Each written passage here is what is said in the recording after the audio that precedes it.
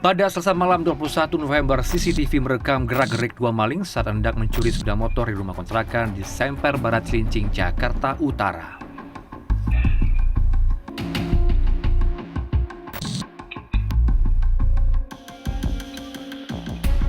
Tetapi belum sempat menyentuh incarannya, si pelaku keburu terpergok pemilik. Ketika pemilik keluar dari kamar, pelaku langsung kabur sambil melepaskan tembakan. Tidak hanya sekali, pelaku menembakkan senjatanya sebanyak 3 kali.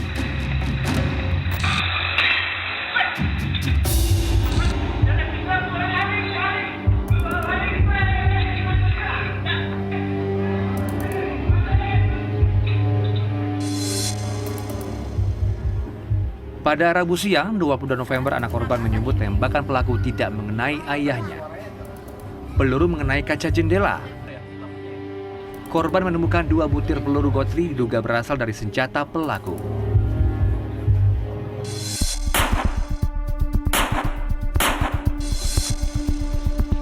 Ada pula pria berinisial S di Garut, Jawa Barat yang dibekuk Satreskrim Polres Garut lantaran mengunggah video dirinya tengah menembakkan pistol rakitan di dalam rumah. Menurut Satreskrim Polres Garut, AKP Ari Rinaldo berbekal pistol rakitan dan airsoft gun, tersangka kerap mengaku sebagai anggota polisi.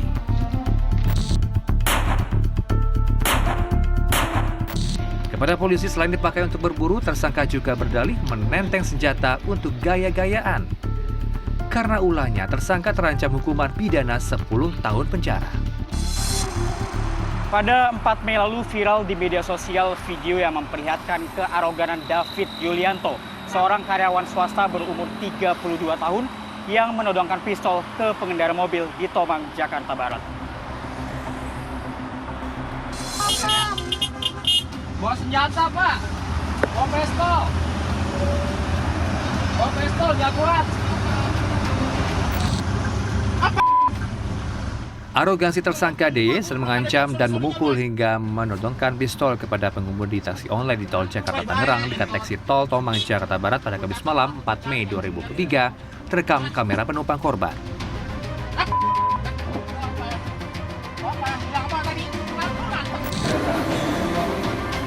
Satu hari kemudian, tersangka dibekuk di apartemen di Gading Serpong, Kelapa II, Kabupaten Tangerang.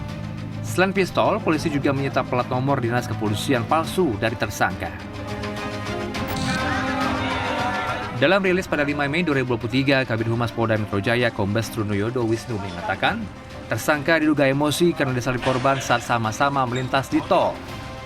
Tersangka mendapatkan plat dinas palsu dan airsoft gun dari seseorang berinisial B. Tersangka terancam hukuman 20 tahun penjara. Dikutip dari situs resmi Polri, airsoft gun adalah senjata diproduksi menyerupai senjata api asli. Airsoft gun dipasarkan sebagai perangkat bermain game untuk mensimulasikan pertarungan sebenarnya. Dengan kata lain, airsoft gun adalah replika senjata api. Di negara-negara tertentu, kepemilikan airsoft gun adalah ilegal. Sementara di tanah air, Peraturan Kapolri Nomor 8 Tahun 2012 menyebut airsoft gun adalah senjata api yang hanya digunakan untuk kepentingan olahraga. Sejatinya, tidak mudah bagi masyarakat umum untuk memiliki airsoft gun. Calon pembeli airsoft gun wajib memiliki kartu tanda anggota dari klub penembak di bawah naungan Persatuan Berburu dan juga Menembak Seluruh Indonesia atau Perbakin. Surat tanda kepemilikan airsoft gun serta kartu tanda anggota ini berlaku selama 1 tahun. Oke, jadi setiap orang yang memiliki 1 unit airsoft gun, ini nantinya mereka tidak boleh asal-asalan ketika membawa unit tersebut. Jadi memang sudah ada peraturan tertulis saat ini menyimpan dan juga membawa unit. Betul ya Pak ya? Iya, betul. Nah, nanti di sini tertuang surat menyimpan dan membawa untuk airsoft gun, dan surat menyimpannya ini saat di rumah dengan kondisi safety, magazine terpisah, tidak ada BB, dan unit tidak aktif. Saat disimpan harus di dalam koper, keadaan terkunci dan disimpan aman. Baik. Dan lalu dibukanya saat?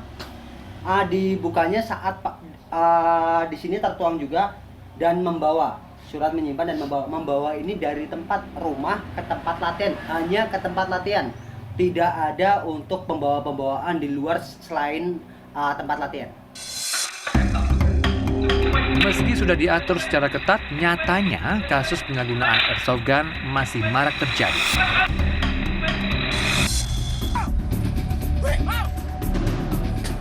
Seperti yang terjadi pada 17 April 2023 ketika RF 33 tahun terekam kamera mengancam dan menganiaya sopir truk di Jalan Nasional Yogyakarta, Wates, Kulon Progo, Yogyakarta. Setelah mengancam dan memukul korban, tersangka asal Sleman ini menembakkan senjata airsoft gun ke arah kabin truk. Tersangka mengaku ia emosi karena dipepet dan disalib korban. RF pun mengaku airsoft gun ia beli dari klub menembak. Kemudian pada Selasa siang 2 Mei 2023, seorang pria melepaskan tembakan kantor Majelis Ulama Indonesia di Jalan Proklamasi Menteng, Jakarta Pusat. 2 orang pegawai terluka, 1 orang terkena pecahan kaca dan 1 lainnya terkena peluru tersangka. Tersangka berinisial M, warga Lampung, nyatakan tewas setelah sempat dibawa ke Puskesmas Kecamatan Menteng, Jakarta Pusat. Polisi juga telah menemukan 2 tabung gas kecil serta 1 kaleng berisi peluru gotri. Dari penyelidikan polisi, motif tersangka adalah ingin diakui sebagai wakil Nabi. Diduga kesal lantaran telah lama menunggu untuk bertemu salah satu pimpinan MUI, tersangka lantas melepaskan 3 tembakan ke pintu kaca bagian belakang kantor MUI. Bendahara Umum Persatuan Olahraga Airsoft Gun Indonesia, Temi Jaya Hartanto menyebut, celah untuk memiliki airsoft gun secara ilegal masih terbuka lebar. Airsoft gun itu sekarang sudah dijual di angka 5 jutaan, itu udah cukup mahal. Yang ilegal itu saya lihat tuh kurang lebih sekitar 1,5 juta, 2 juta gitu kan. Nah itu timpang sekali perbedaannya, makanya kenapa orang tuh mudah mendapatkannya. Lagi pula sekarang itu orang kalau beli diiming-imingi oleh kartu anggota. Kartu anggota yang dibeli online, sedangkan itu nggak ada lah kartu anggota yang dibeli online. Menurut kriminolog Universitas Indonesia, Adrianus Meliala, peraturan kepemilikan senjata api dan juga airsoft gun perlu dikaji ulang dan dibuat regulasi baru.